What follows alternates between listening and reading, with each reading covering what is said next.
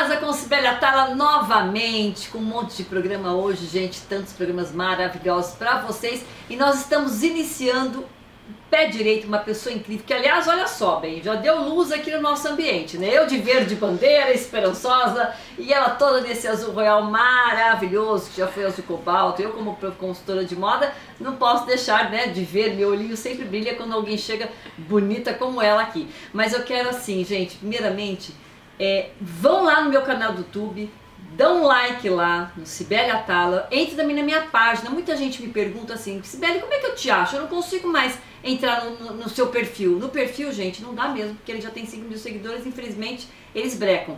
Mas vão na minha página, consultora de moda Cibele Atala, que vocês poderão me seguir e curtir tudo que eu tenho feito por lá, tá bom? Bem, receber então essa querida, linda doutora Ana Bernal, ela é advogada criminalista, e o nosso assunto de hoje é em relação a Agosto Lilás, né? O que representa o agosto, o que ele traz de benefício pra gente, da importância, e ela, como ninguém, vai poder nos explicar tudinho. Seja bem-vinda, doutora Ana. Obrigada, Cibele. Você não tem ideia a honra e a alegria de estar aqui ao teu lado. Uma imensa honra te conhecer pessoalmente. Eu entendo. Agradeço o convite, a recepção. E muito obrigada também, porque doutora. nos proporcionou nos conhecermos.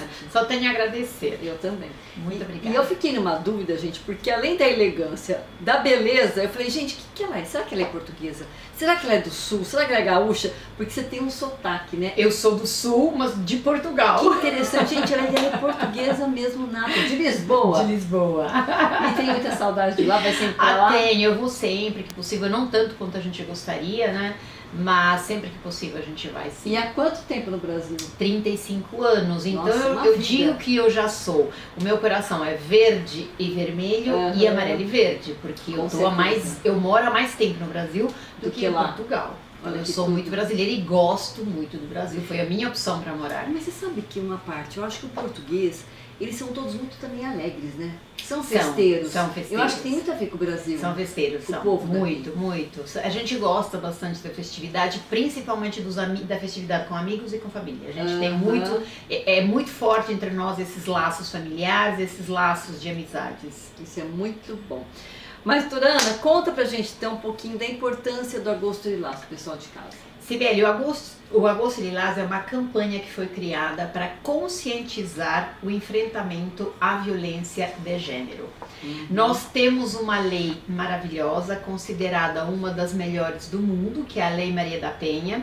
Ela prevê a punição e também tratamento para aqueles que praticam esses atos tão violentos contra a mulher. Então, se temos uma lei tão boa, por que nós continuamos com índices de violência tão altos? Boa. Entre a lei e a vida existe um abismo. E é esse abismo que todos nós, enquanto sociedade, eu enquanto cidadã, Cibele, todos, temos que fazer alguma coisa para que isso acabe. Então a campanha do Agosto Lilás, ela foi programada para ser em agosto, porque a Lei Maria da Penha fez aniversário agora dia 7 de agosto de 2006, quando ela foi homologada.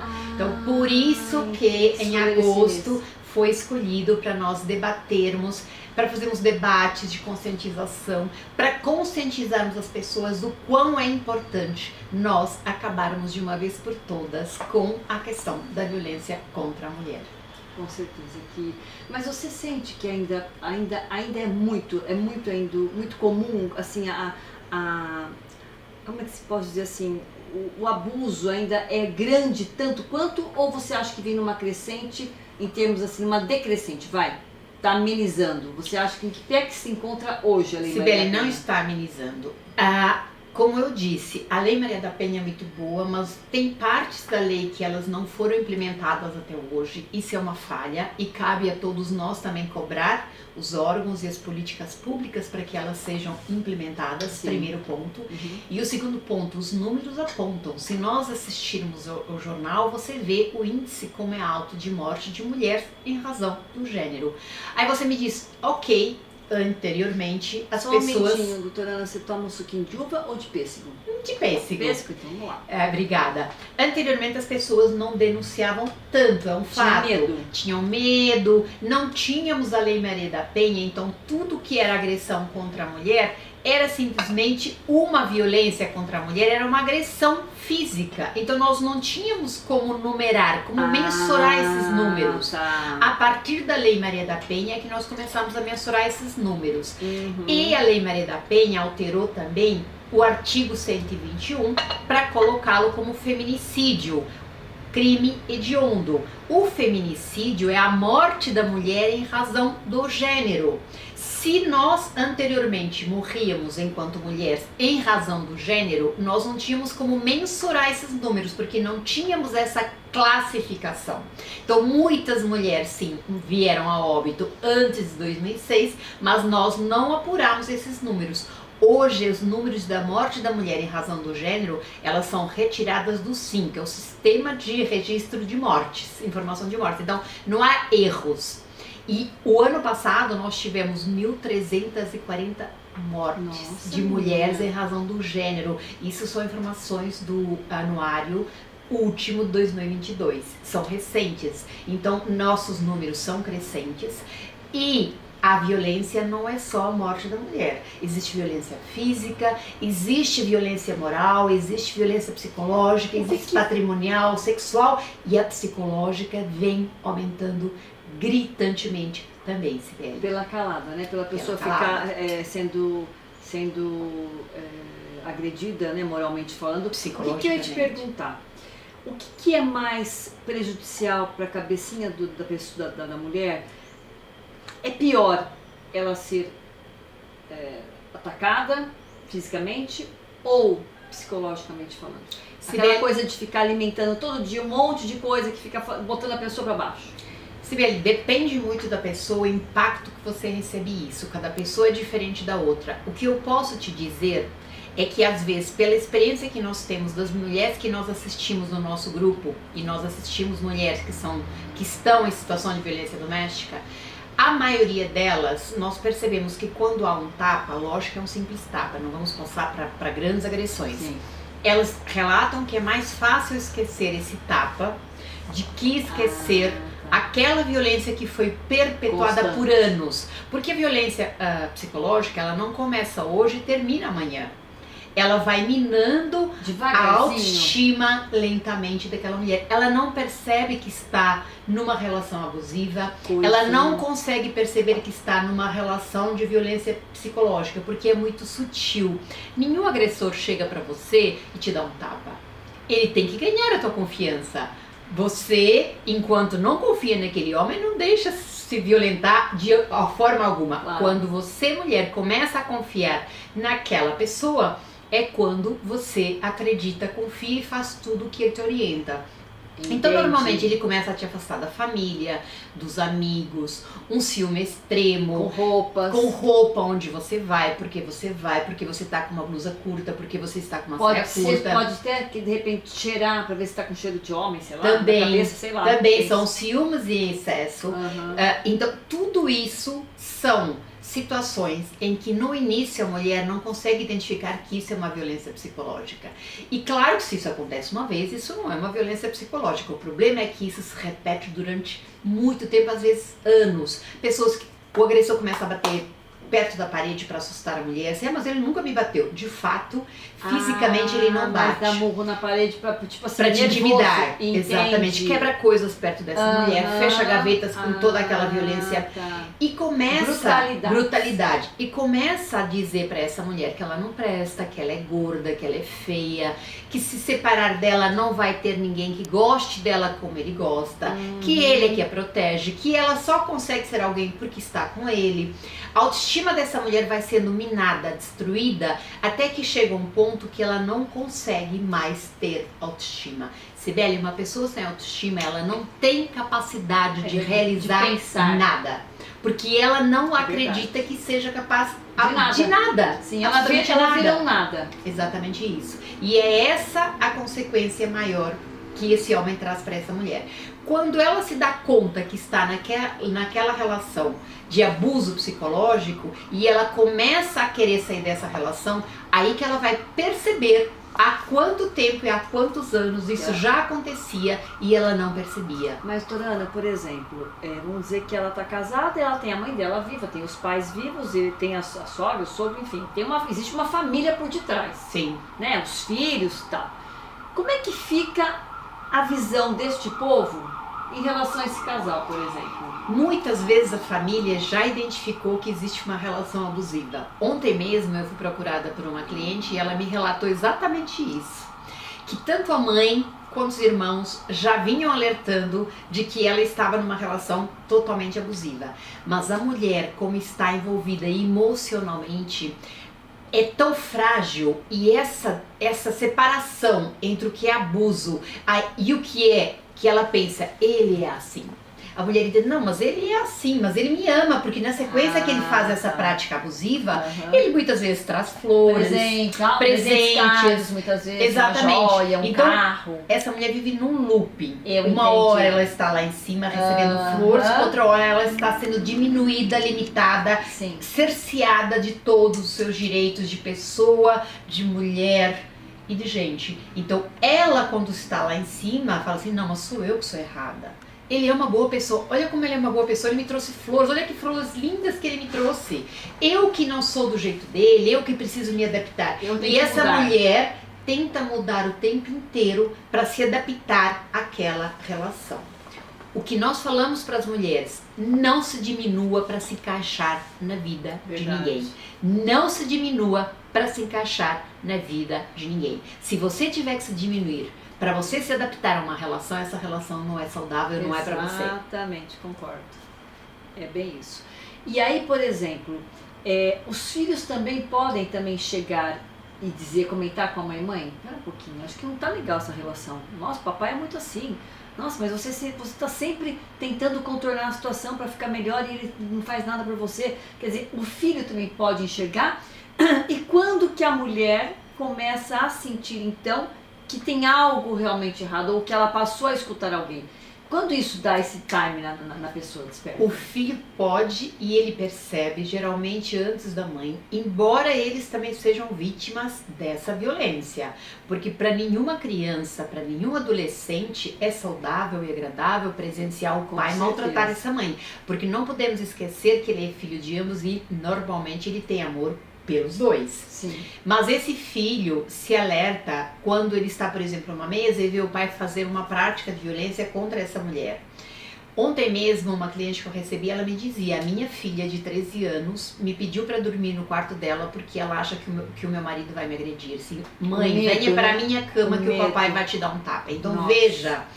E eu falei assim, e o que você fez? Eu fui dormir, mas não por medo, para tranquilizar. Então veja, a criança, a adolescente nesse caso, já percebeu que de fato aquela relação está tão tóxica que uma hora vai explodir uma agressão física. Como quem diz, mas aquela mulher, exatamente, mas aquela mulher ainda não se deu conta de que realmente está nessa situação de violência psicológica e que já parte para uma violência física.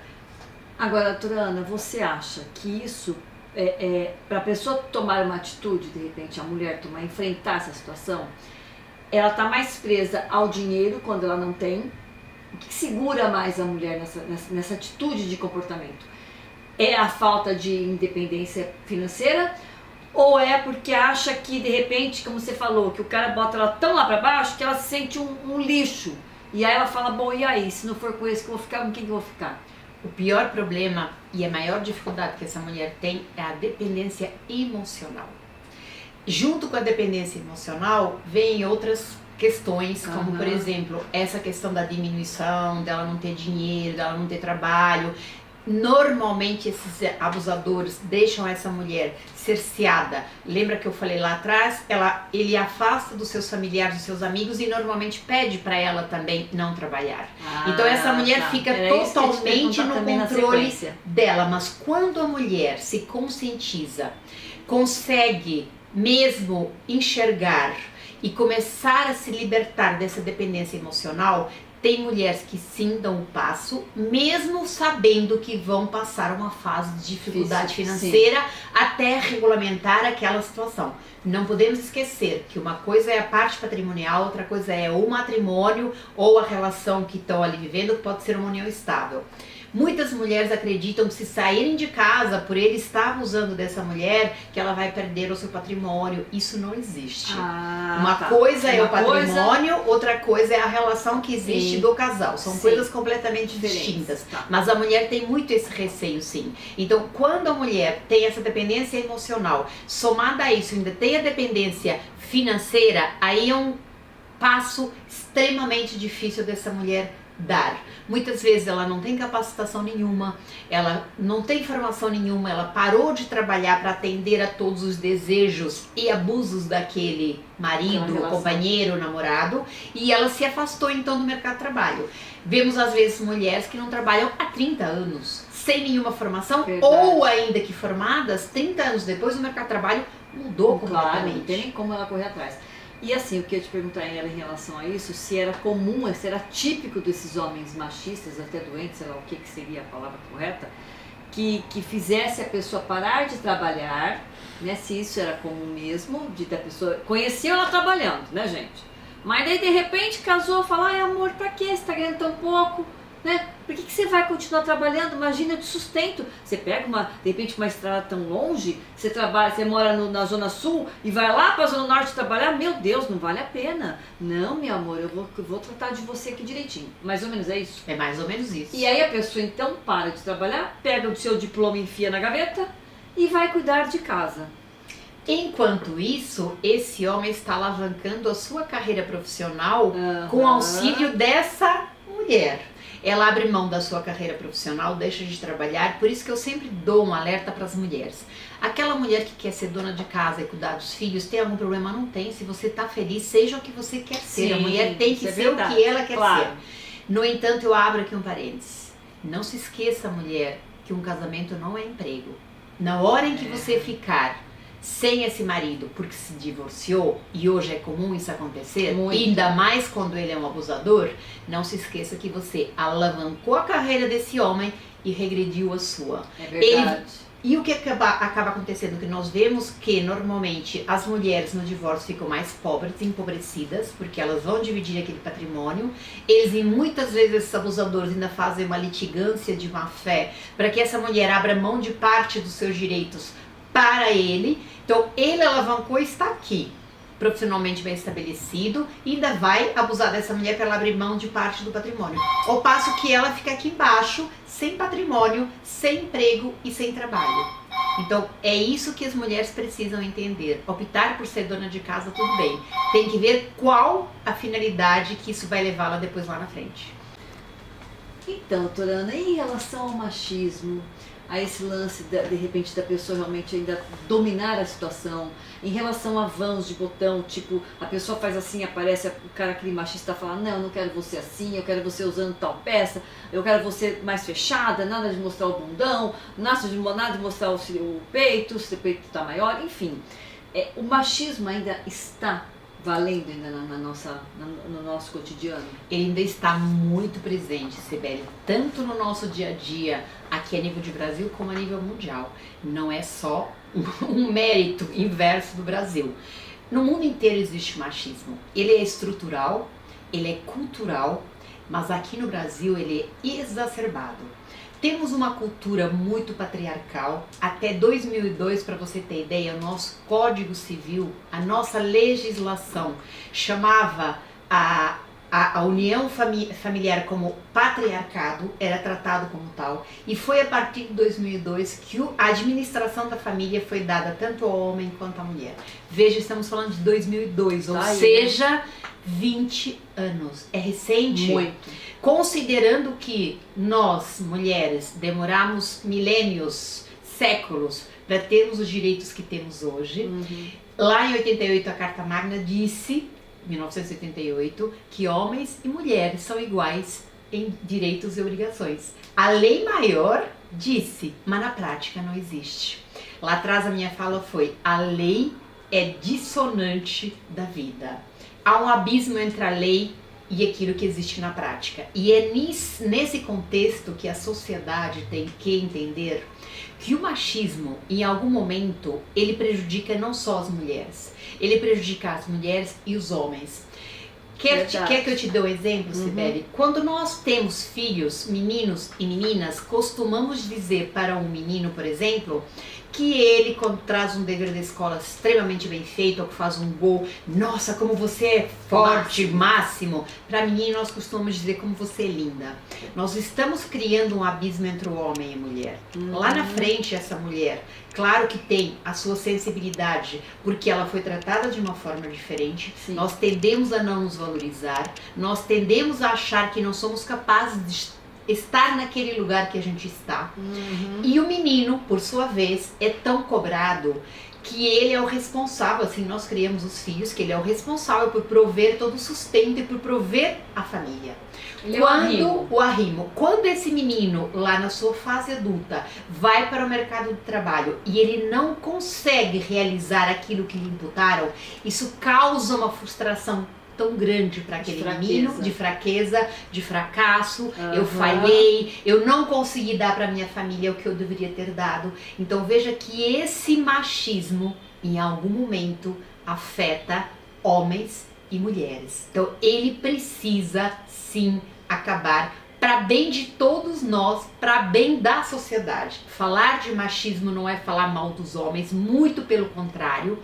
As mulheres não querem estar à frente dos homens, elas querem a equidade, ou seja, a mesma oportunidade que os homens têm. Se está lá uma vaga, eu, mulher e um homem temos as mesmas condições, eu quero concorrer àquela vaga em igualdade de condições. Claro. E não ser excluída em algum momento porque eu sou mulher, porque eu vou ser mãe e etc. E porque você é mais fragilidade, mais frágil, que você não vai ter a mesma segurança, a mesma determinação que o outro, né? Exatamente. Agora, por exemplo, no caso também, quando a gente fala, né, dessas frustrações em relação da mulher, da lei da Maria da Penha, daquela mulher que de repente acaba se submetendo e achando o normal diante de uma coisa ruim, né? Olha onde chega a cabeça de uma pessoa que ela passa a achar que tudo que o cara faz é normal. Então, existe um momento, assim, por exemplo, existe hoje, você percebe que hoje as pessoas, mesmo dentro dos seus trabalhos, né, no seu escritório, onde as pessoas trabalham, as mulheres estão mais antenadas com as outras amigas, tipo, de repente viu um roxinho, ou viu um roxo aqui assim, ou viu a pessoa sempre com roupa muito fechada, de repente no calor do cão, ou que muitas vezes, assim, algumas atitudes muito mais calada, muito mais introvertida.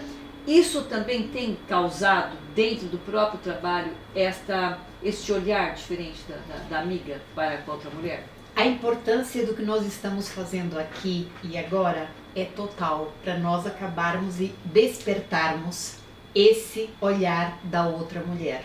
É isso que nós esperamos, mas as mulheres precisam sim ser mais acolhedoras com a outra mulher, praticarem a sororidade. A sororidade é não competir, olhar para aquela mulher como uma irmã. Sim. De fato, quando você começa a observar esses detalhes que você fala, que às vezes são sutis mesmo, e você não critique essa mulher, porque essa mulher já está criticada. Essa mulher não tem voz há muito tempo. Não a deixam falar há muitos anos normalmente. Então veja, se você continuar fazendo isso, ela se fecha, você não vai ajudá-la. Ao passo que se você acolher, o que é acolher? Ouvi-la sem a criticar. Ouvidos que ouvem, boca que não criticam. Se você continuar dando atenção para essa mulher, se você continuar, ela vai confiar em você e ela vai ter uma hora se sentir segura e ela vai se abrir com você, e você tem oportunidade, com a informação na mão, ouvindo e assistindo programas como esse que você faz, que são de extrema importância para toda a sociedade, tem informação de onde buscar. A mulher hoje não está só. É isso que a mulher precisa entender. Mulher, você não está só. Você tem a Defensoria Pública, você tem o 180 para denunciar. Em caso de emergência, você tem o 190. Você tem a Lei Maria da Penha, considerada uma das melhores leis do mundo pela ONU. denuncie. Lá estão previstas medidas protetivas. O que significam medidas protetivas? São medidas de urgência para atender às necessidades daquela mulher que está numa situação de violência. Então, se ela está sendo agredida dentro do seu lar, há uma medida protetiva que afasta esse agressor e o impede de se aproximar dessa mulher ou dos filhos, quando ele pratica também contra esses filhos. Essas medidas protetivas são muito bem-vindas? São muito bem-vindas. Eu digo, infelizmente ainda precisamos usar a Lei Maria da Penha. Sim. Eu sou uma sonhadora e sonho com um mundo onde nós não precisemos usar a Lei Maria da Penha. Sim. Isso significa que não teremos mais violência contra a mulher. Mas isso é um sonho para mim ainda, talvez para os meus netos ou bisnetos, eles consigam ter isso, eu acredito que sim. Quando nós usamos a Lei Maria da Penha, nós temos que ter o olhar que existe uma mulher por trás disso que teve os seus direitos violados em todos os sentidos. É quando tudo já falhou. Então nós precisamos fazer sim essa campanha de agosto, campanha Lilás, para conscientizar toda a população, para conscientizar as mulheres de que têm direitos assegurados na lei, basta procurá-los, que ela não pode se quietar quando existe algo errado naquela relação. Tem grupos hoje, enormes grupos de todos os setores, de todas as áreas, mas todos focados nos direitos da mulher, na conscientização dos direitos dessa mulher como o nosso limite do amor. Essa mulher pode então se abastecer do que ela tem à sua disposição. Eu tenho a Defensoria, eu tenho o Ministério Público, eu tenho o Judiciário. Agora, muitas vezes essa mulher vai para um lugar desses, ou para uma delegacia da mulher, que é a porta de entrada para tudo ser amparado para a mulher, e ela acaba sendo vitimizada novamente, como às vezes a gente assiste aí na televisão. Acontece porque o poder, se a pessoa já é machista, o poder dá àquela pessoa a sensação de que pode pisar. Aí você fala, não, mas é porque está lá, é um juiz, é um delegado, é um advogado. Não, é porque a pessoa é machista. É da pessoa.